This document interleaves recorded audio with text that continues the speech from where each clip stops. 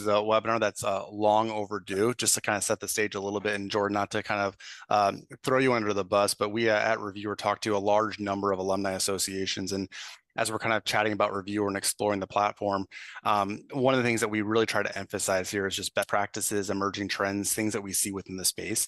You're a unique bunch of individuals where your end users and your teams are not competitive with one another. So at Reviewer, we work with a lot of like business schools and things like that where it becomes very competitive, but within the alumni space, they're your alumni. And so, between the Council of Alumni Association executives and most of the conferences have these like internal teams and meetings, you guys are very open to sharing best practices with one another. And so, since we work with 50, 60 or so alumni associations, we at Reviewer try really hard to share some of the emerging trends and things that we see within the space that are working really well. And one of the common questions and comments that comes up is, how do we start to engage and measure alumni engagement scores? And obviously at Reviewer, we're a platform, I'll kind of get deeper in introductions, that powers alumni awards, but also things like scholarships and grants and board nominations and volunteer committee apps. And we've heard through the grapevine that the team over at the University of Tennessee in Jordan is doing some kind of cool things as far as how they're using their awards to power alumni engagement scores and some of those metrics. And then on top of that, I think Jordan and the team have a really well-structured program. They run multiple different award types. One that I'm really fascinated with is the concept of like a 40 under 40. I know they call it the volunteer 40 under 40. I think for many of us, it's like, how do we start to engage with a younger demographic of member or alumni for kind of the long-term sustainability of the association and corporate giving? And so that trend has started to really permeate within the space. A lot of organizations are between Jordan and some other universities trying to kind of duplicate what that workflow looks like.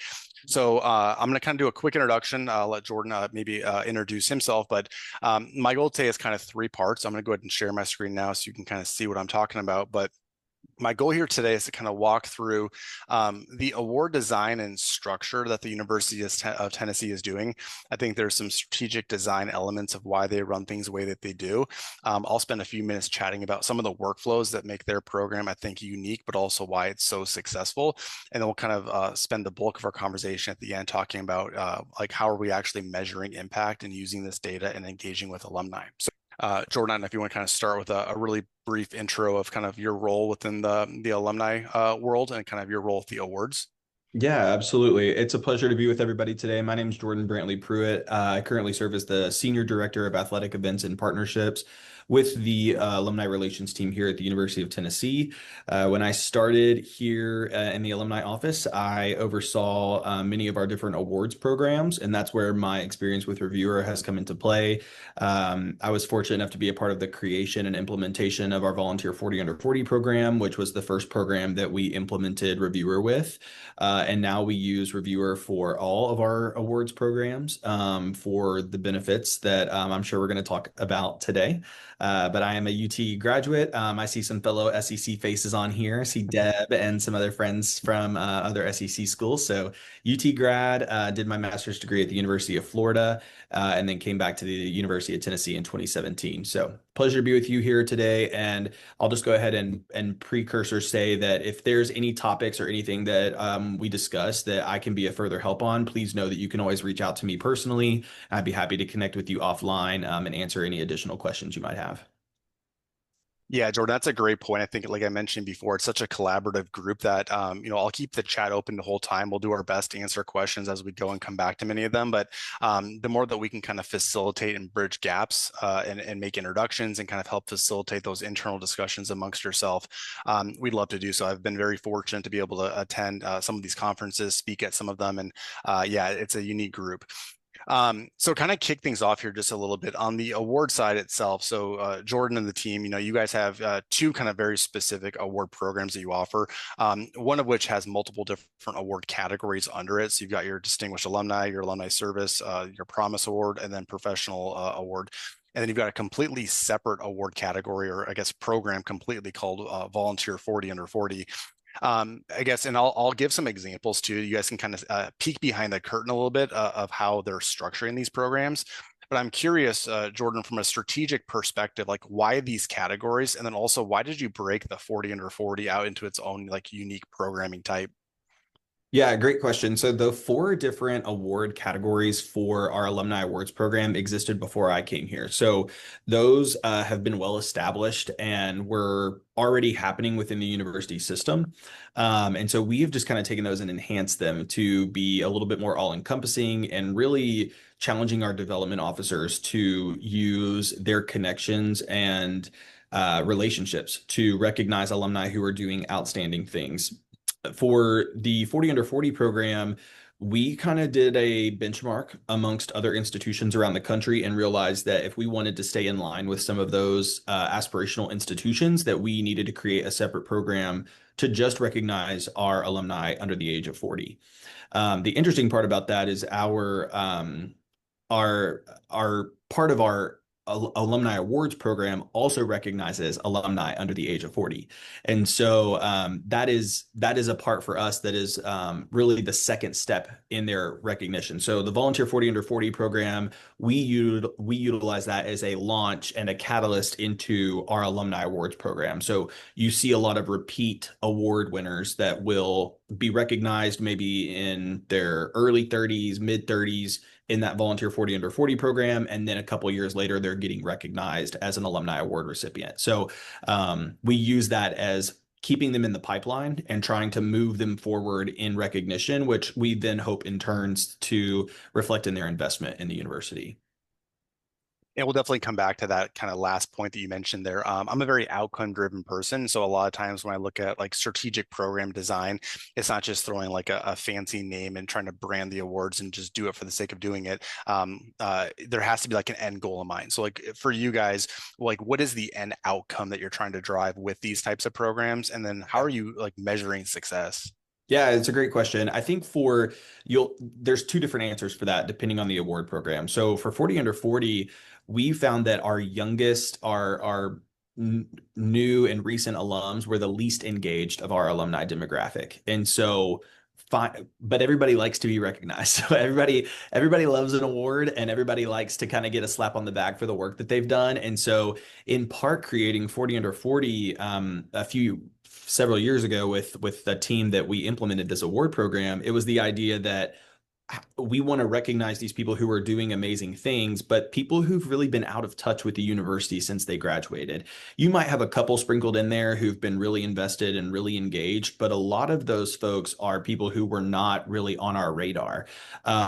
That program for us is a self-nomination program. So people who are applying for our 40 under 40 program are completing their entirety of their application on their own. And again, people really love to talk about themselves when they go in to complete their own application. It's a lot harder to get people to nominate someone else because then they're having to do a little bit more digging and a little bit more research to fulfill the application. So for 40 under 40, our outcome was simply to get new people in our pipeline. How do we get young alumni back invested with the university? And then again, in turn, hope that that results in them joining a board for one of our colleges or resulting in a commitment of a gift or whatnot. We actually don't see a huge amount of fiscal return from our young alumni. We see a lot more of an investment with their time. Their time and their talent tends to be the higher level of investment from that alumni. And we just kind of had to come to terms with that was okay. The first year that we launched 40 under 40, we started with a scholarship endowment that we asked each award winner to commit to, and it just wasn't well received. They didn't like the fact that they were being acknowledged for an award and then being turned around almost immediately and asked for a gift.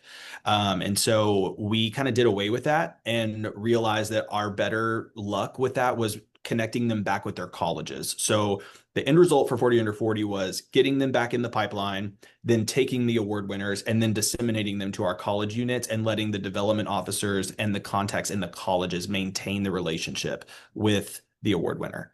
Alumni awards is very different. Alumni awards are people who are very well known and established within our university system. A lot of those people have a very high gift capacity that was not really being utilized. And so the driving force behind alumni awards is, again, sometimes recognizing people who have been really invested already in the university with their time or their talent or their resources and just acknowledging that, right? Sometimes it's just the plain point blank, like this person's already a multi-million dollar donor. We're just going to acknowledge that they won this award. the rest of them are often people who are sitting in that middle tier of slightly invested with our university, and then slightly invested with their resources. And we're trying to take all of those up to the next level. And so that awards program has seen a different type of outcome than 40 under 40 has. Yeah. And I'll certainly be doing like a follow up and trying to break these into like tangible like resources and things for everybody to unpack on their own time. Because there's a lot, Jordan, that you said there that I think is really important. We hear time and time again that like, well, we do awards because we've always done them. It's just something that we should be doing because everybody else does them. And there's real no like growth factor on them and no real like desire to maybe like audit them and look at like, why are we really doing things the way that we are? And so having like a strategic plan around like the design of the awards and like what do you want to get from it downstream and kind of looping in other teams and departments is really important. Going back to like category design, we have a lot of our alumni associations that do multiple different award types, and working with like a broader membership-based association concept. One thing that we always try to push on is like, how do we leave no member or no alumni behind? So like trying to design like an award structure and category system that no matter who you are, where you're at within your professional and career journey, like there's a place for you. And I think we'll get more into like how do we measure engagement scores, but especially in a younger demographic, like there's very clear data that suggests, and the reason why I'm bringing this up is you, Jordan, mentioned that you have like an open call for nominations and then the nominees get notified, even if they're not selected whatsoever, right? Just the fact that they were nominated by somebody else or a peer has very clear metrics on how it increases their engagement and long-term like commitment to partaking in some of the other initiatives that you're doing. So it's a really good segue. I don't know if you want to add anything to that, but it's a really good segue into like how you've, I guess, more like technically established the programs and some of the different components that you're doing. Because that little piece that you said of having a nomination portion and then a nominee portion, I think really does go a long way for everybody on the call today. Yeah, absolutely. I mean, the idea behind 40 under 40 was that how do we maximize and get the most data that we can possibly gather about as many different young alums as possible. And again, when you tell people like, yeah, you're just going to fill this out for yourself, it's a lot easier to talk about yourself than it is for me to go to Kyle and say, Kyle, tell me all these things about yourself. So that way I can then turn around and do it for you. And so we have a nominee and a nomination portal set up for our 40 under 40 award. And that is really beneficial because the way our nominee portion is triggered is that if I go in and I'm nominating Kyle to apply for 40 under 40, he's going to get that email notification that says, hey, Kyle, you were nominated for this award, which then obviously like eyebrows go up a little bit. Oh my gosh, someone thinks enough of me to nominate me for this. They go in and they fill out their information. Well, they don't have to submit a nomination for us to get the data. And so for our benefit, it was, anytime someone goes and starts an application, they are now triggered in our system as they have engaged with an email. And then we are able to pull their engagement from the application and update all of their alumni information in our system. So when we finish that process for people who whether they went all the way through the nominee, like the full application process, or they didn't, we take all of that data and send it to our CRM and update all of their alumni data with the new information that they provided in the application process. So there is a whole benefit there just from the engagement portion of just getting new data, but then reaching out to all of those people, whether they won the award or not. Everybody's communicated with from our office. So they will hear from us throughout the process of, hey, your application hasn't been completed yet. Do you want to go in and finish it? Also, hey, you won. That's great. Here's all the information for that. Or, hey, you weren't selected, but here are the other ways you can engage with our office. And we see a lot of people take that second option because we reiterate to them that you have a better chance of winning the more times that you apply. So when they can go in and say, I've applied 3 times, our reviewers can see that. And maybe they're giving a little bit of extra attention to someone they can go back and say, where were they at in 2023, 24, 25? Wow, they've had a lot of growth. They're probably ready to receive this award. Yeah. And I try to pull that up as you were talking, and I don't want to get too deep into reviewer today specifically, but I do want to kind of highlight some of those concepts that you talked about. And so you really do for the volunteer 40 under 40 keep it relatively simple. And to your point, like the nominator only knows so much about the nominee. And for some of you, this might be a pretty dramatic shift in how you structured like the intake process of your nominations. What I would argue though is more times than not, whenever on the nomination side of things, if you're collecting a bunch of information, resumes, professional achievements, documents, they're going to the nominee already anyway. So it's not likely going to be the surprise that we think it is. And I think that there's a lot of value in increasing participation rates, getting the word out there, keeping it very short, simple, sweet, low barrier, and then getting the alumni enrichment concepts that Jordan had talked about for the database goes a long way. And so to visualize what you talked about, basically the nominator comes in. You have two kind of workflows, right? Because you can also be a self-nominee. At the end of the day, though, there's a lot of times a discrepancy where some organizations allow for self-nominations, some allow for peer nomination. But in the peer nomination model, the nominee that they're submitting for never gets notified. And so now you're not really comparing apples to apples because the self-application is always going to be better, right? They know more about themselves. They're going to be putting in a bit more time and energy. So there's a lot of benefits to that. In your example, though, nominator basically says, hey, here's who I am, here's who I'm nominating. We see some clients go a bit deeper, like, give us a testimonial or maybe like what's a couple paragraphs on why you think they're a deserving candidate. And then from there, the automations take over. So to your point, the nominee actually gets notified in real time, and then it brings them directly into their application. So again, a lot of this data that you're collecting about the nominees, the nominator will not know about them. And so there's a conversion breakdown there as well because of the time on task. So one thing that we like to look at Reviewer is conversion rates. And so you can kind of track in real time, like, hey, what's going on the nomination front? What's going on the nominee front? Okay, we see that you've been nominated, but you haven't really done anything yet. We can automate reminders to them. We can also send reminders to the nominator saying, hey, you nominated so-and-so, they haven't done much yet. Here's the upcoming deadlines. And that does increase and boost overall participation. But Jordan, to your point, right away in this very first page, you're collecting information about the nominee, right? So like your degree or type, when you graduated, potentially your current job, your current address. And even if they do nothing else at this point, right, this is directly going to your alumni database. Are you finding that, and this might be a hard metric, let's just make up a simple number for my kind of small brain today. If you had 100 people that were nominated, of those 100, do you find that like these records are changing, like different jobs, different locations that they move to? Most definitely. Yeah, we see one of the hardest things, and some of you on the call may be able to resonate with this, but getting alumni to update their information is very difficult. I don't know. I mean, I don't know why that is. Usually we put it in email communication to say, click here to update your information. Let us know if anything has changed. But again, people opening just standard emails from your alumni office may not be as great of a click rate and as great of an open rate, much less a reading rate of actually getting to the end of the email. So this, again, we see a higher level of conversion of that data being different and changing because people are, again, much more willing to share about themselves in this type of environment. So they're going to maximize the amount of information they're putting in there because they want to win this award. And in our turn, it benefits us because we're seeing a lot of updated information, especially in relation to job titles. We see a lot of updated information there for people who have had an elevated title since their last entry. For young alumni, a lot of them haven't updated their information since they graduated. So they've told us what that first job was that they landed post commencement, but haven't gone back in to share any updates since then. So this is another great time where we're able to maybe identify some people that we need to make a more concerted effort to communicate with based on the industry that they work in or whatever their job title is. But I would say there is a very high level of new data that comes in from that initial intake. And this is where I get really interested again. It kind of goes back to like, well, we've always just done things the way we have, or we just do these programs for the sake of doing it. And we're looking at outside just the perspective of these being marketing programs, engagement programs, but also critical data enrichment programs that your development teams essentially are going to need long term.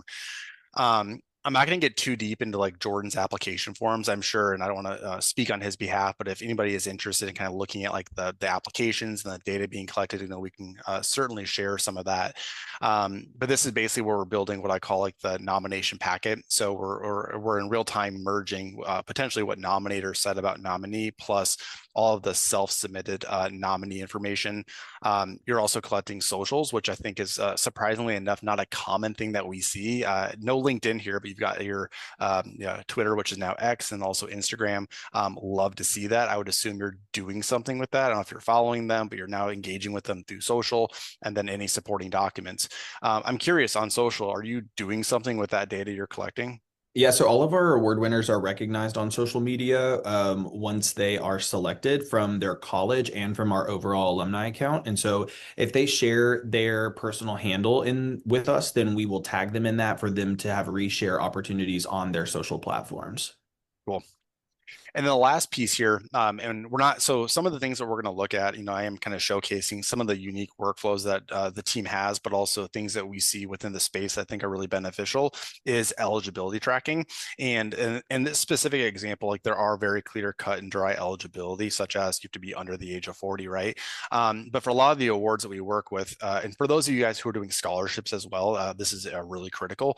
There are a lot of eligibility criteria that could go into the program. And we don't want to waste an applicant's time going through the entire journey if they're not going to be eligible, nor your team's time kind of vetting through a bunch of ineligible or incomplete stuff. And so we try to automate that. So behind the scenes, we can literally load into the system all the requirements.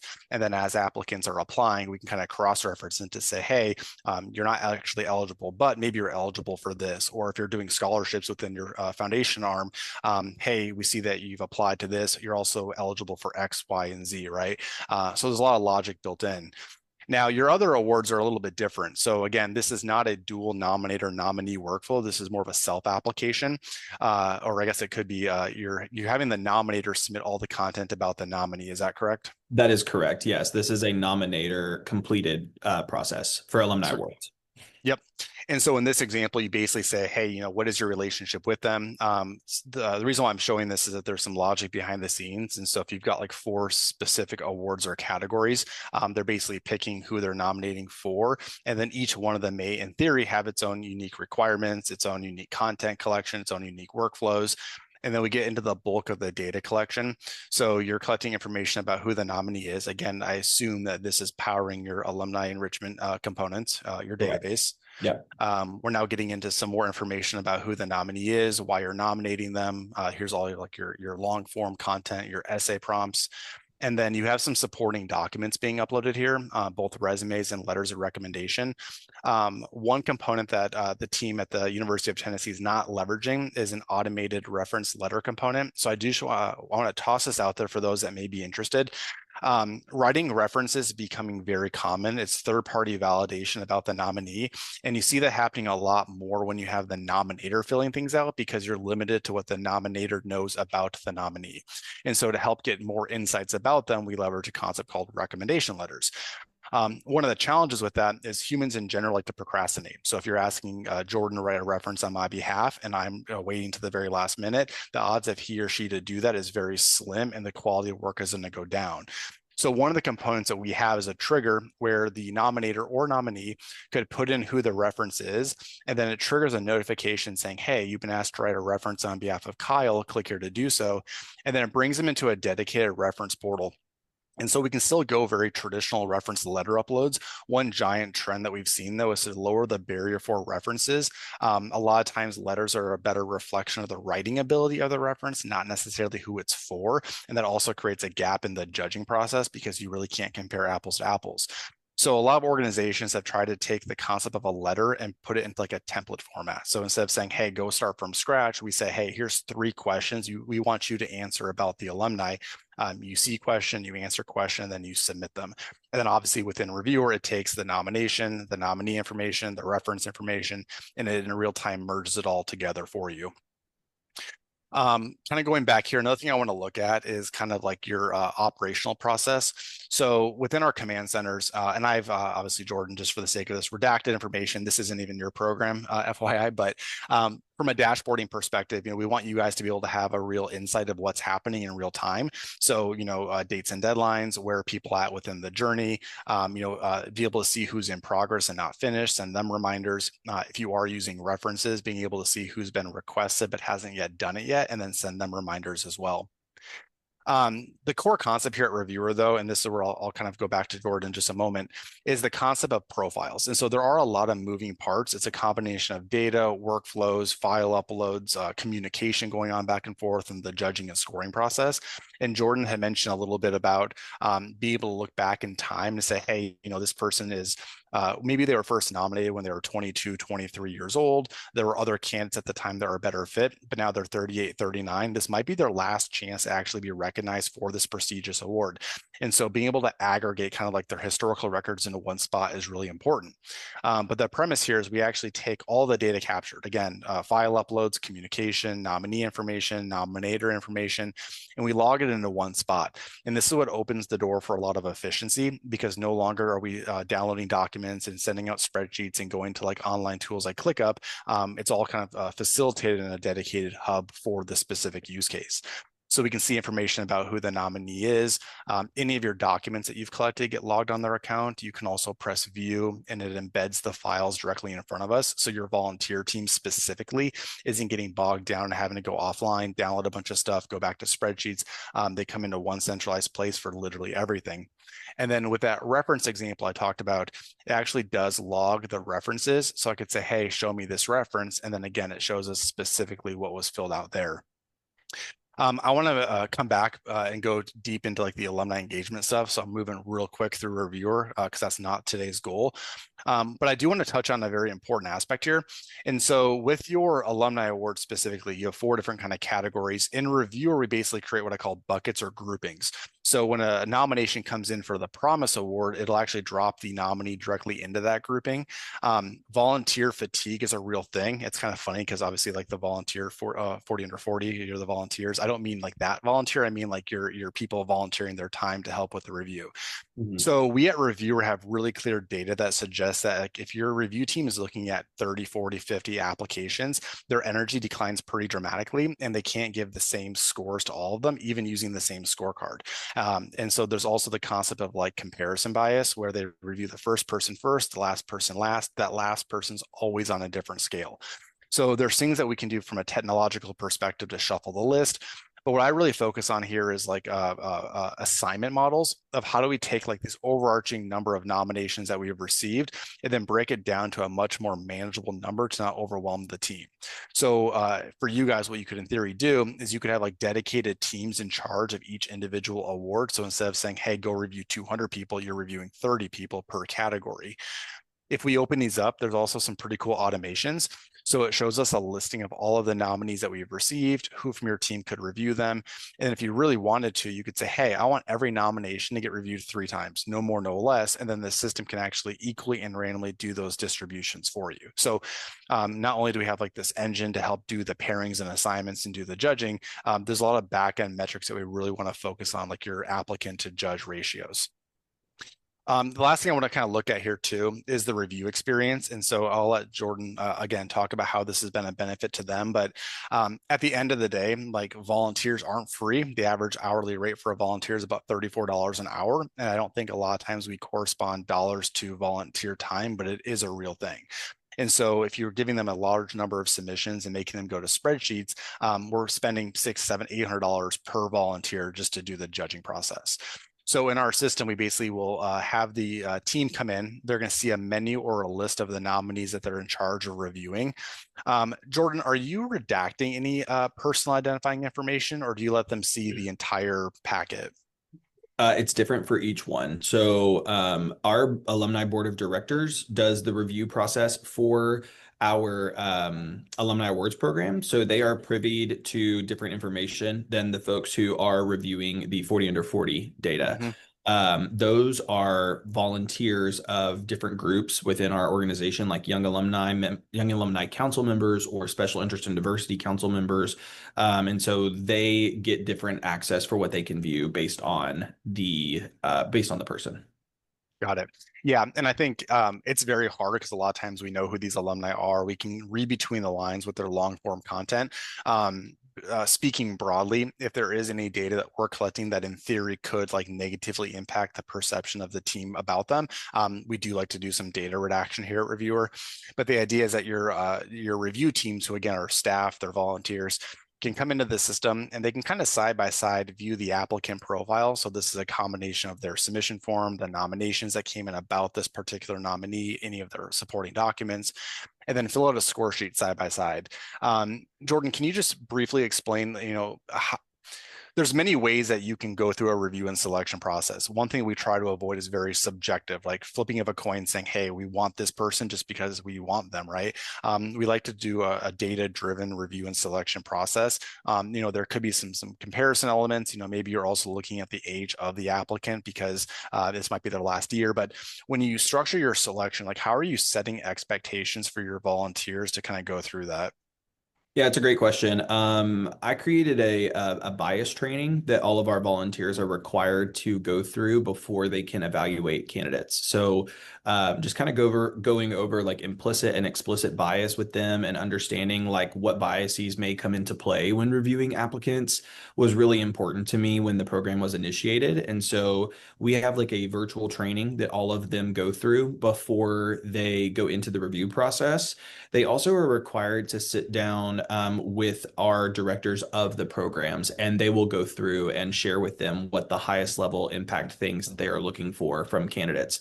A lot of the demographic information is really irrelevant to the reviewer. So we don't share, often we will remove things like gender, Mhm. age, race, ethnicity, things of that nature, because that really doesn't matter when we're coming down to the scoring process. We want them to just look at the hard information that is in the application. Our team on the back end will go back and reference, like I think it was my first or second year. After we got all of the scores in, we were only selecting 40 people, and about like 34 of the 40 were all of one gender. And so we were like, all right, like this is not as even as we need it to be. So let's go back in and try to see where some of our scores were and how many people were close to that score, and then divvying it up. Another thing that was important for us is we always aim to have a representative from every college. And so if we have our largest schools are our business school and our engineering college. So if we go in and we have 30 of the 40 winners are all from business and engineering, that's not great for how we want the breakdown to be. So we will often go in and find the highest scoring applicant of a college that might not be represented in the top 40. So our College of Nursing is fairly small. Our College of Social Work is fairly small. They always have an applicant, but they may have fallen down just based on their information that they're providing. So that's all internal. So we don't give any of that information to our reviewers. We handle that internally to make sure that we're just finding some equity in how people are getting recognized. Yeah, love it. I also really like to how you've structured your selection components. You find some organizations will say, hey, like for example, under promotes the volunteer spirit, like on a scale from 0 to 20, right? That's very challenging because how do you justify a 16 versus a 17? It really throws off the metrics. I'm a huge advocate of emotional responses, and so having your review team just see question, answer question from an emotional perspective, and then leveraging data behind the scenes to still kind of kick out what I call leaderboards. So as the results come in, you can kind of see in real time every single nominee, who from your team and committee reviewed them, the total scores, the average scores, and ultimately leveraging that data to start to make selections, either multi-round, which I believe you may do with the volunteer 40 under 40, you advance them to a second phase, Yes. or leveraging this data, pre-sharing maybe some of the results so your team can kind of come prepared and have a constructive deliberation meeting. Yeah, we do have two rounds of reviews for 40 under 40. We have an initial review committee that takes our total applicant pool and almost cuts it in half. And then we'll take that second half and move it forward to another group to review and narrow it down from there.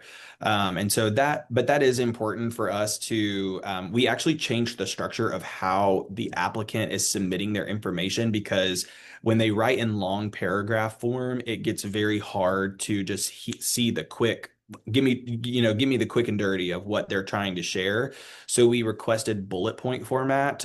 So that way our applicants were putting things in 1 to 2 sentences rather than giving us 2,000 characters in one massive paragraph. That was feedback that we got from our reviewers, who just said, it's taking way too long for us to Mm. review these paragraphs. Can you have them break it down? And that was a good shift for us as well. I'm glad that you brought that up. And so there's some additional workflows and things that we didn't get into. My goal again is not to show you guys all of Reviewer.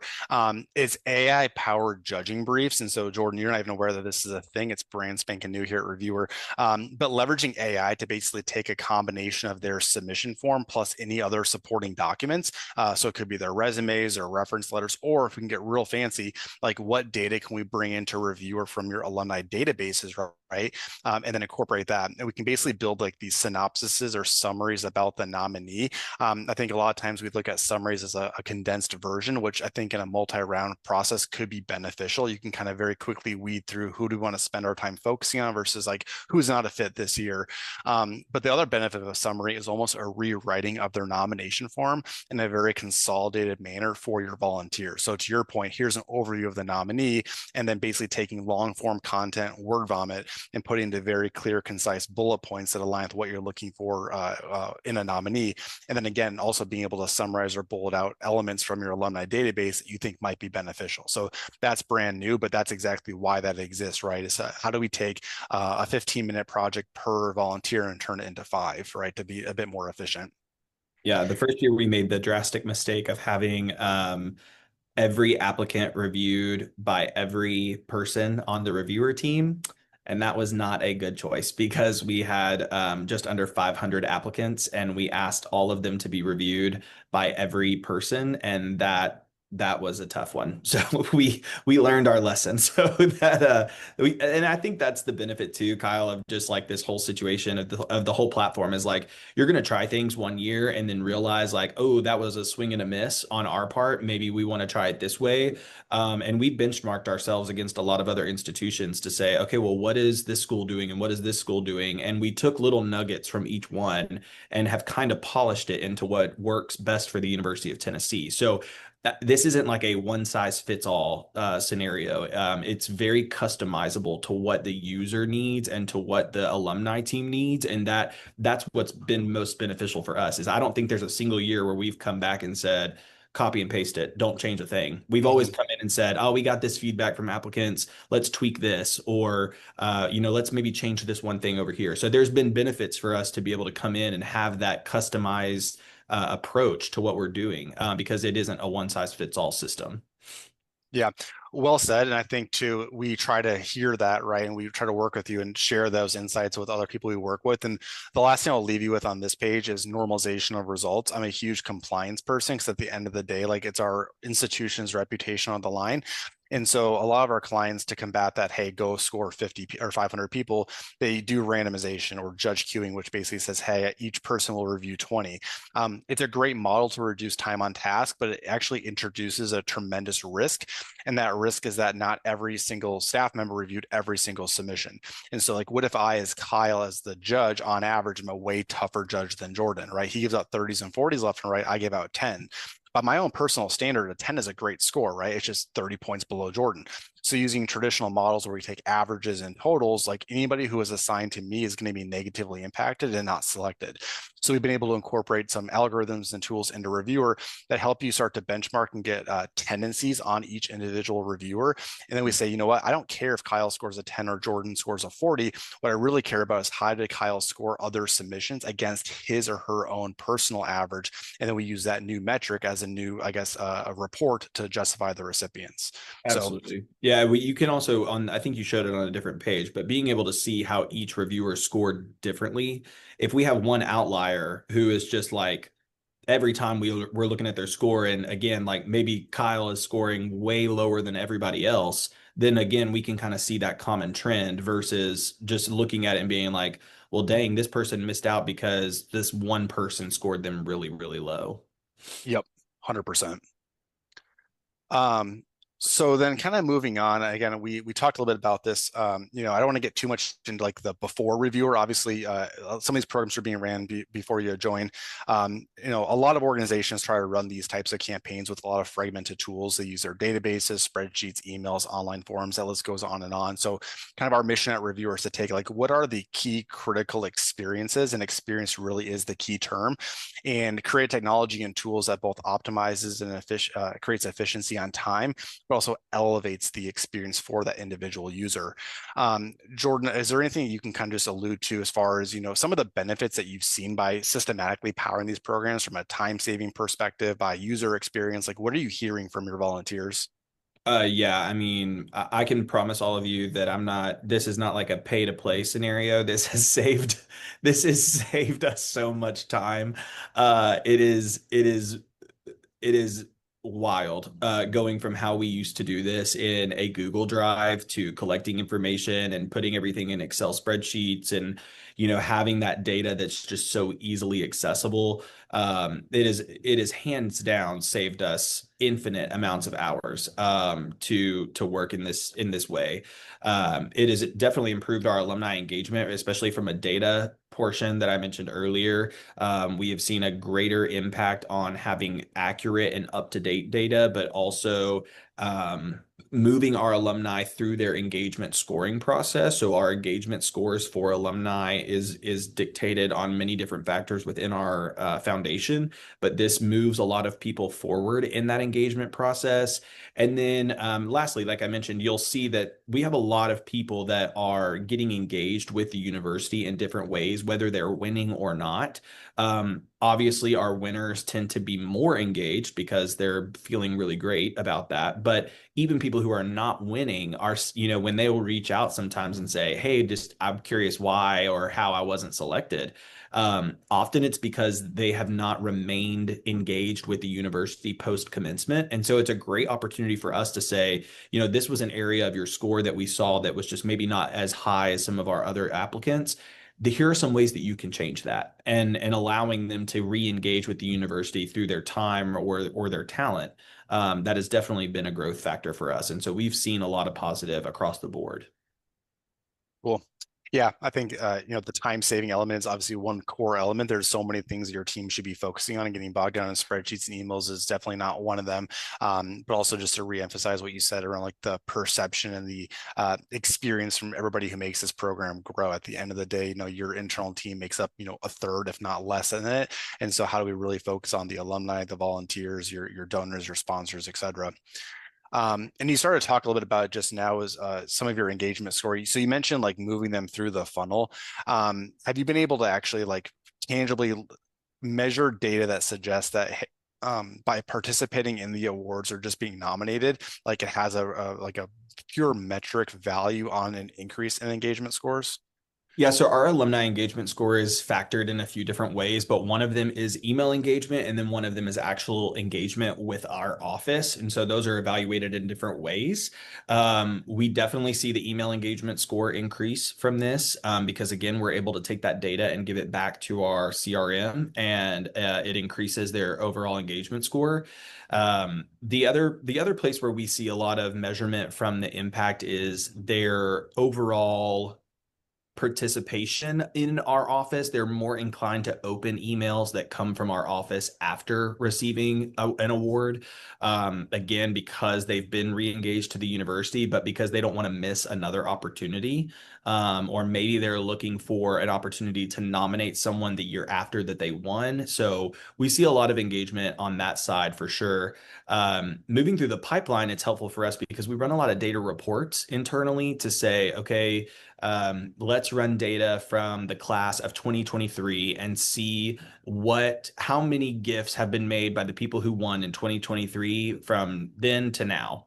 So we our CRM tracks awards that people are receiving from our office. And so when we go in, we can say, okay, let's pull this report on Kyle. We saw that he won 40 under 40 in 2023. Prior to that, his gift capacity and his amount was this, and now 2025 it's this. And then we're able to take that data, break it down, and again share that story of this is how much more engagement we're seeing from these award winners, like 1 year post winning, 2 years post winning, 3 years post winning, and kind of track that data. Again, a lot of that transitions into our alumni award program. So when we're struggling to maybe see some applicants in years past for our alumni awards program, we'll go pull all the winners who from 40 under 40 from the time we created the program and say, let's target that group specifically and say, are you interested in applying for our alumni awards program and going through? And so it has allowed us to open up a lot of different doors for the alumni engagement piece. Yeah. And I think one of the challenges we often hear is like, how do we increase participation? And I think from a pure technology perspective, like that dual nominator nominee workflow is critical. It's like number one. And then also leveraging like the participation data to like automate the reminder messages. Like life happens, people forget. Is there anything else that you guys have done that you think have had a good impact on just increasing participation? In the application process, are you Yep, referencing? yep. Getting Yeah. more people to apply and follow through.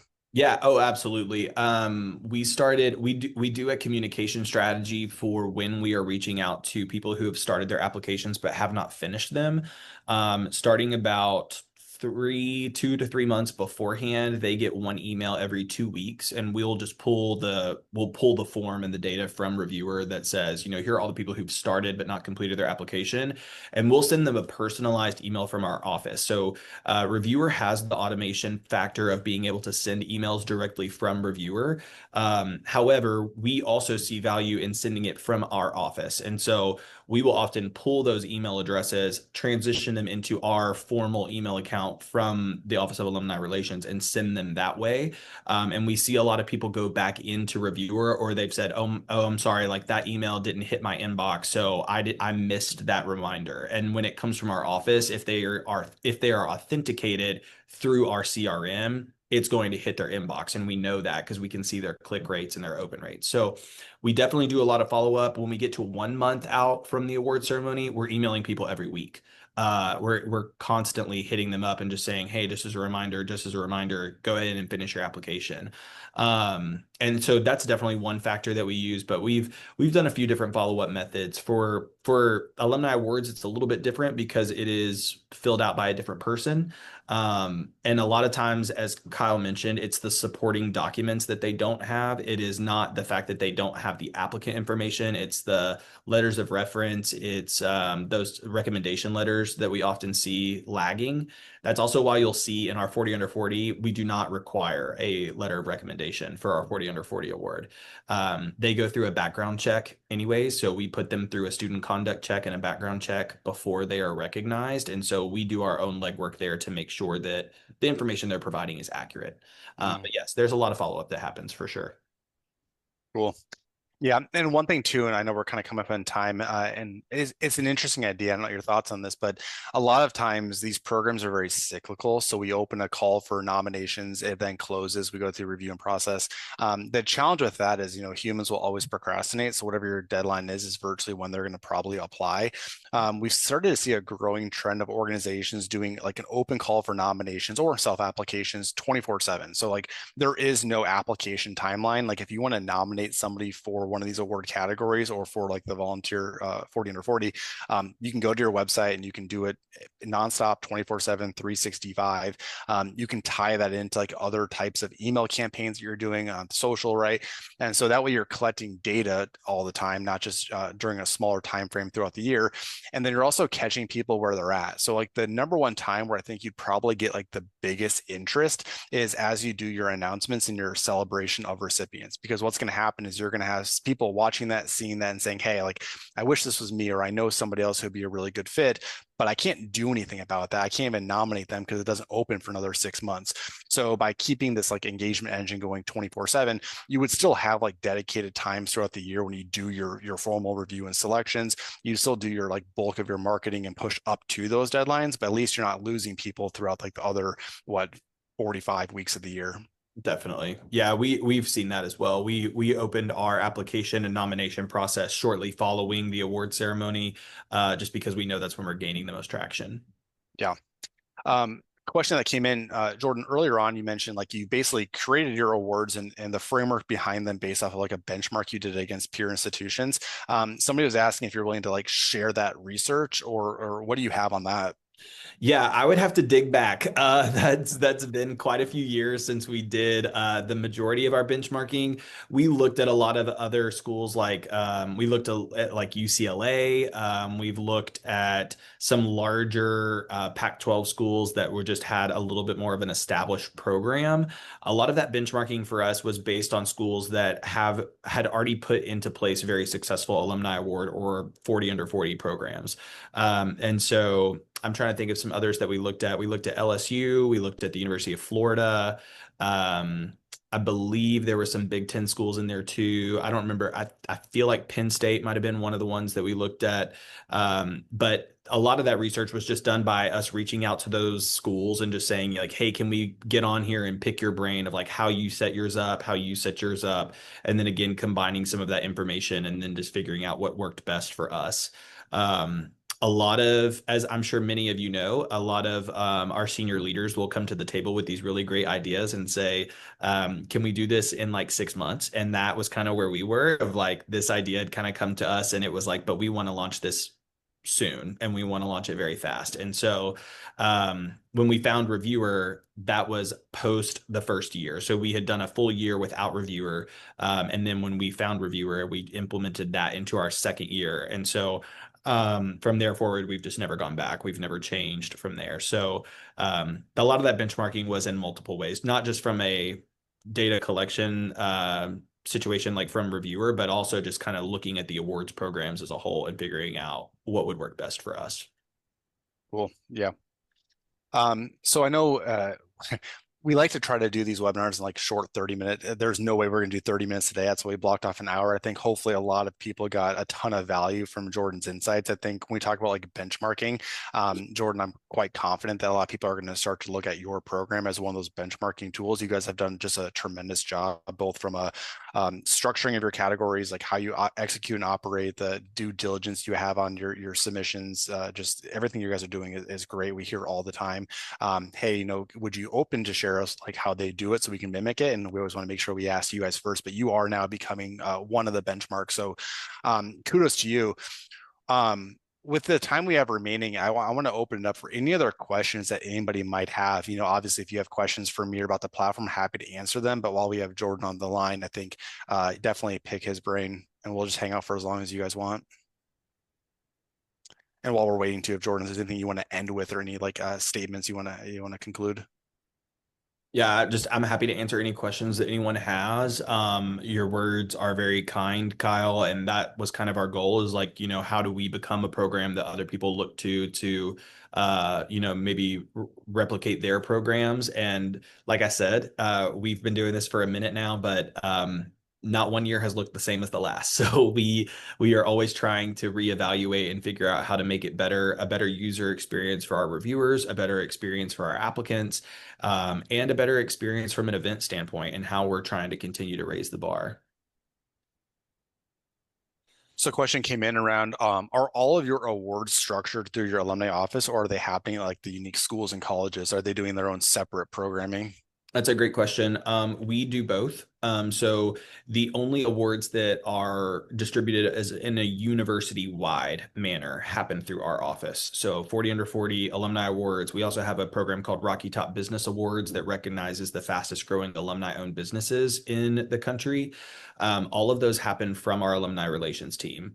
However, there are some programs that happen within colleges for award recognition as well. So our Haslam College of Business has their own alumni awards program just for Haslam alums.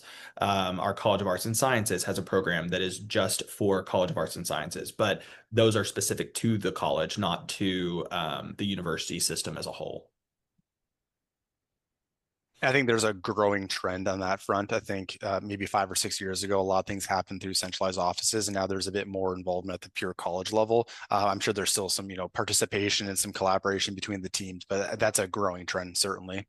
Definitely. And a lot of those people are identified from the colleges after they win something from our office. So because those people are winning an award from our team, they will then come in and say, oh crap, like we didn't know that Kyle won 40 under 40 from the alumni team. He wasn't even on our radar for this Haslam College of Business award. So then they'll take that person and then put them in their pipeline to move them through for their award program. So we often see that those recipients are winning multiple times over the course of a few years because they are being identified through our office, and then we are taking that information and we give it to our colleges. When our award recipients are identified, we pass that information on to the colleges and units, but we're also sharing like social media launches. So they get a social media packet when they win the award, and it says, hey Kyle, you're going to win this award. Here are all of the things you can use on your own social media platforms. Here's an image of you with your headshot. Here's a frame for your Facebook. Here's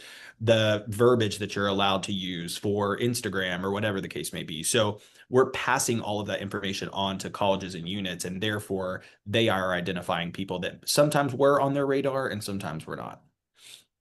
Interesting.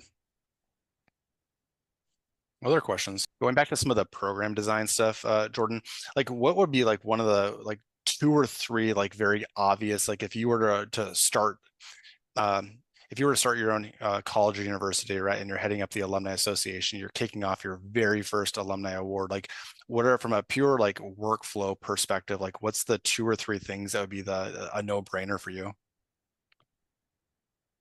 Whew, it's a tough question. Wow, I would say college and unit buy-in is crucial. We rely heavily on our development team and our units and colleges to nominate or share information with us. It is very much a you scratch our back, we'll scratch yours scenario. And that takes a lot of collaboration and it takes a lot of communication with those colleges and units to get their buy-in. They're busy too. We understand that. They're out there fundraising left and right, but we have to have their buy-in. So that would be the first thing I would say.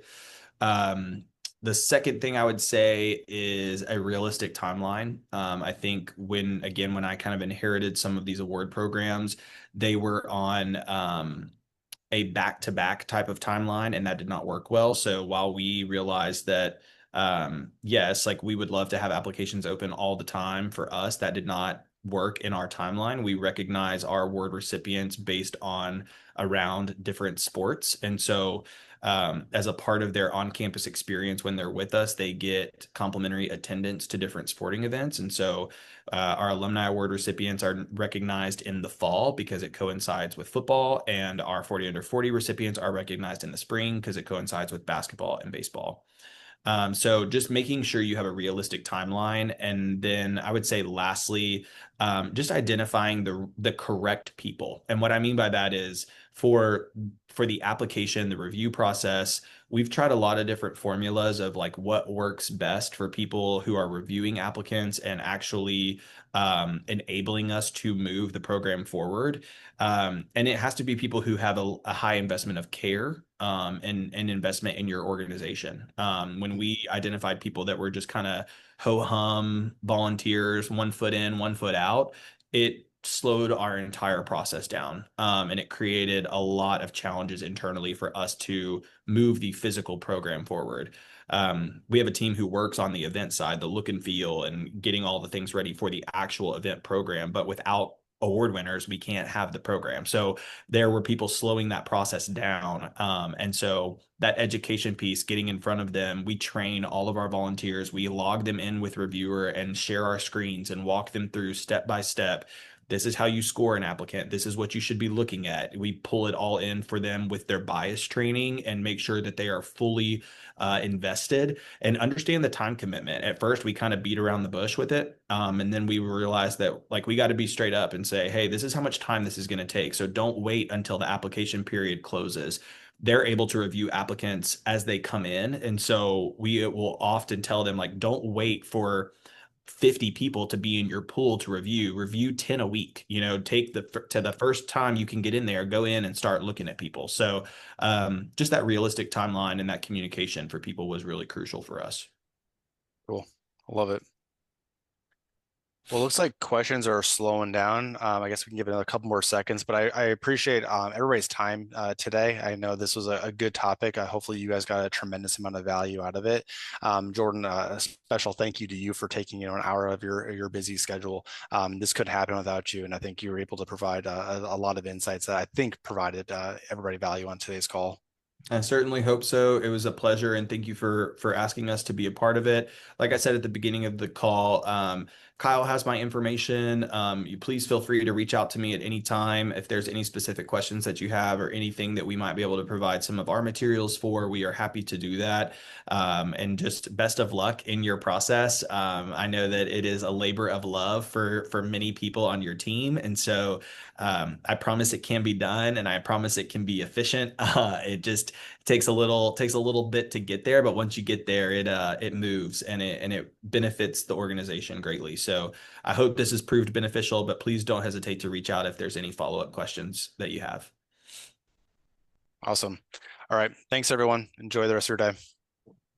Bye bye.